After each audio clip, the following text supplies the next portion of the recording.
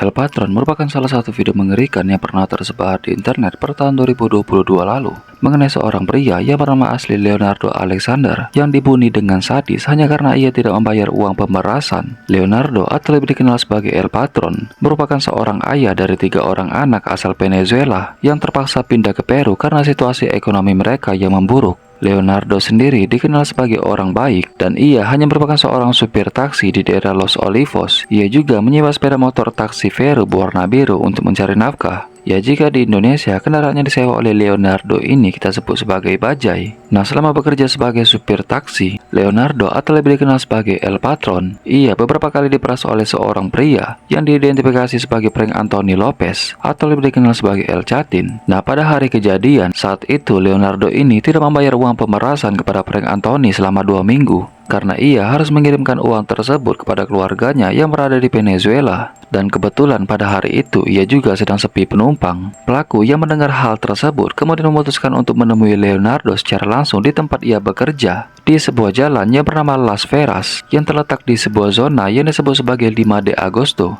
Nah, para saksi mengatakan bahwa saat bertemu, kedua pria ini terlibat diskusi di pinggir jalan. Nah, saat mengobrol, saksi mengatakan bahwa pelaku yang bernama Frank ini kemudian mengeluarkan ponselnya dan mulai mereka percakapannya dengan Leonardo. Nah, saat sedang berdiskusi mengenai pembayaran uang hasil kerjanya sebagai supir taksi, El Patron menyebutkan bahwa ia tidak mempunyai uang karena lagi sepi penumpang.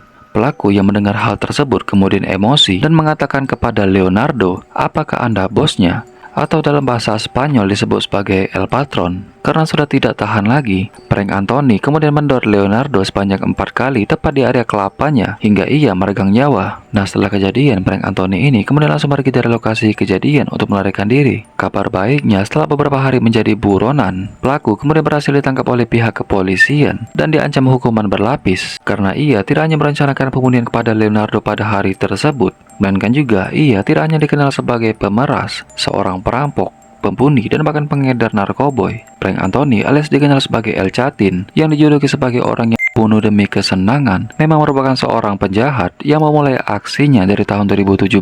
Ia bahkan pernah ditangkap pada tahun 2017 dan juga tahun 2019 sebagai tersangka pembunuhan dan juga pengedar narkoboy. Intinya, pelaku ini bukan hanya merupakan seorang kriminal, melainkan juga merupakan seorang psikopat yang membunuh orang tidak bersalah hanya demi kesenangan. Nah, mirisnya setelah kejadian, kabar mengenai kematian El Patron ini kemudian langsung disampaikan kepada pihak keluarganya yang berada di Venezuela. Kejadian tersebut tidak hanya membuat keluarganya kehilangan sosok pencari nafkah, melainkan juga anak-anak dari Leonardo ini telah kehilangan sosok ayahnya.